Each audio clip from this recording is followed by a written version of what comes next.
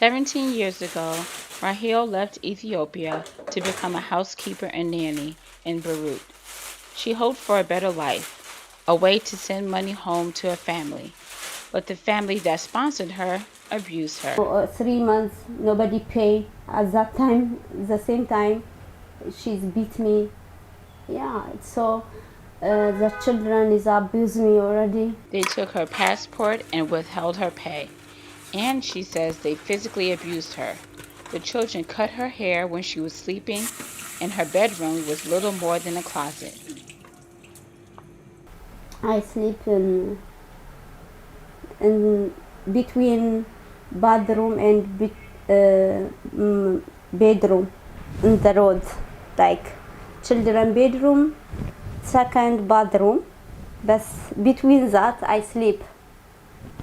So not like human, but uh, animals is a lot of people is accept treating them better than me, really. She struggled to get out of that situation for years until she found a sponsor who treated her well. Then she vowed to help others who were also being abused. Now I see that everything I fighting for this thing maximum uh, 14, 15 years. Rahel has worked for her current sponsor, Bedros, for 12 years. He supports her activism, even when she gets called to help a domestic worker who has been injured by their sponsor and taken to the hospital or who has ended up in jail. They call Rahel, there is one in the hospital. Which one? She knows all the hospitals in Lebanon more than me. She knows all the jails. In 2017, it's estimated there were 250,000 migrant domestic workers in Lebanon. Ethiopians like Rahel make up the largest nationality group. They come through a system called Kafala, Arabic for sponsorship. The system is used throughout the Middle East and hires immigrants to work as domestic workers or laborers. Lebanese families bring in women from places like Northern Africa and Bangladesh to help with their children and housekeeping. Some are treated well, given days off and reasonable hours and pay. Businesses also hire women to clean offices, but the workers have few rights, and according to the International Labor Organization, abuse is all too common. Really, I don't have underwear to change because she take it. I go with my small stuff also in hotel. She take it my hand. 6 years I working with her, but I don't want working 6 days or 6 months. 6 years. Rahel has founded an organization to help domestic workers. It's called Mesawat, an Ethiopian word for equality. But as a non-Lebanese woman, she faces challenges to build the NGO. They cannot register. You are coming here to work. You cannot do that registration. Some international agencies or companies have to register, and they can appoint her to be in Lebanon to take care of this. It will be okay for her. If not now, she cannot have any registration. Now they have this Mesawat, but she cannot. If a check comes in her name, you go to the bank, they will tell you, who is Mesawat? No registration, nothing. The Migrant Community Center is part of the NGO Anti-Racism Movement. The center is a safe space for domestic workers to organize, celebrate their culture, and share survival tips with each other. Rahel is a role model for many, and there are many other Rahels within other communities, because she's been a domestic worker in Lebanon for a very long time, for 17 years. She's done theater, she's done direction, she's done lots of activism and different forms of organizing. Rahel wrote the script for a movie called Shouting Without Listening to educate people about the abuse domestic workers face.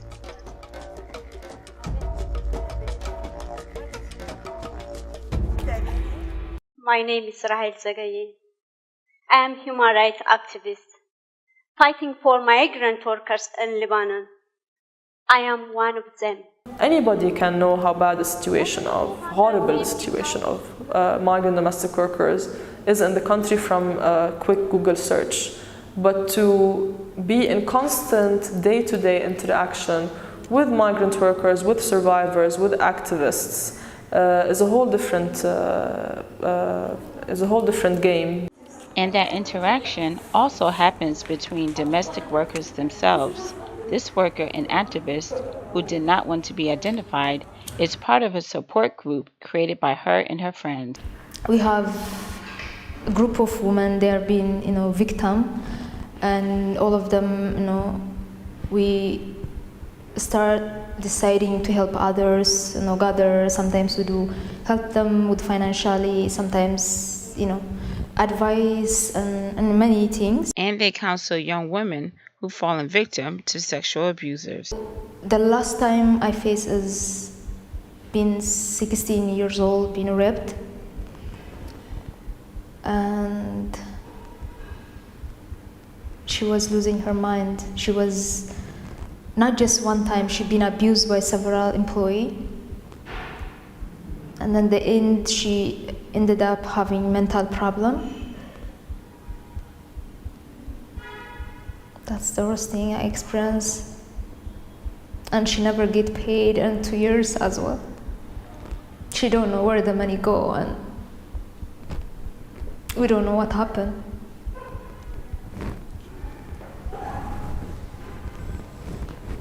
A major problem for workers is that it is very hard to get out of the situation they're in, and they feel stuck with their original sponsor. So the domestic worker is not entitled to change employer, so the concept of labor mobility is not applicable when it comes to sponsorship. And because it's domestic work, because it's the privacy of the household, because there is a full control from the employer on this relationship, there isn't like a balance of power. Zaina is the National Project Coordinator of the International Labor Organization. She says part of the problem is that recruitment agencies bring migrant workers to Lebanon, often making promises that turn out to be untrue. The role of recruitment agencies is very important because, first of all, if in countries of origin, it's their responsibility to make sure that there is a decent job waiting for that domestic worker.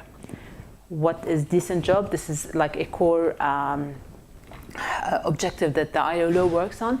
Decent job, it means that all rights are respected for that worker.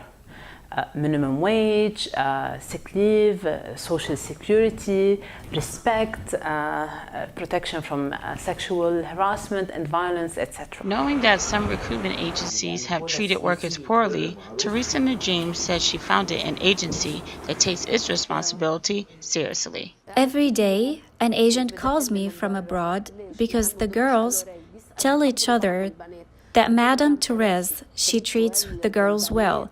She protects them like her children. She pays attention to us. I give them my card when they arrive, and the reference, they don't know anyone in Lebanon. I'm their mother, truly I'm their mother. But the recruitment agencies have minimum interaction with the women once they're placed with a sponsor. A group called Equip makes an effort to better inform the families who hire migrants to work in their homes. Primarily, we work with the female employer who heads the household and usually gives the tasks and communicates directly with the worker and the worker herself. So our services are designed to target both women in terms of raising awareness, giving education, consultations, working one-on-one to improve the relationship. But they can't reach everyone, and the lack of workers' rights leave many to believe that justice is not possible for workers who are abused. Even if you're raped, you will not have any justice.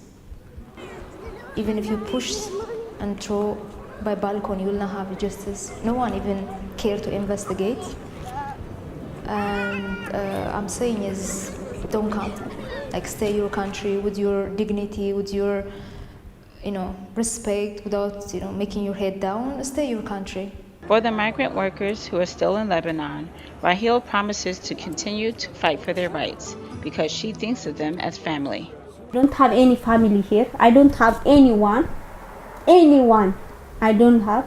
But I am tired for my country people. For me, this is family. I have a big family.